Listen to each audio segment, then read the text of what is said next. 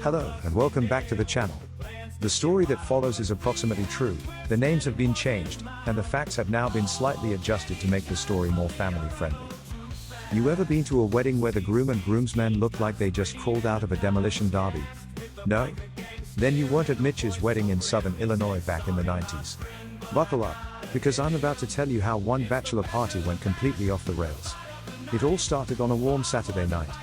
Mitch, a poor guy getting married, was about as wholesome as you could get. This in itself was amazing, because he came from a family in Nashville, Illinois well known for being swingers.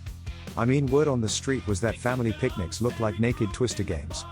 I knew this firsthand because we were altar boys together, back when we were kids. But his brother Dwayne?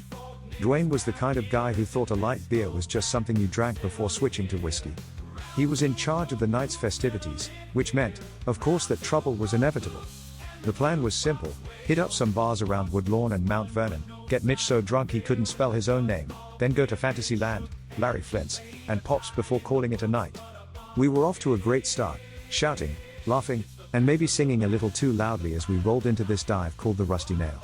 It had all the essentials: sticky floors, a jukebox stuck on Lynyrd Skynyrd, and enough neon signs to give you a seizure. Now, what we didn't know was that the Dirty Bombs were in town.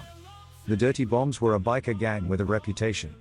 Their leader, CC, short for Chicks Crave, and yes, he gave himself that nickname, was about 6 foot tall, covered in tattoos, and had a permanent scowl like someone just stole his French fries.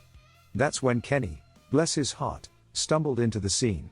Kenny was one of those guys who could drink a case of Bud Light and still think he could walk a straight line.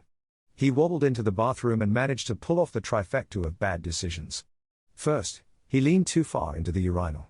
Second, he tried to turn around before he was finished. And third, he turned around right into CC.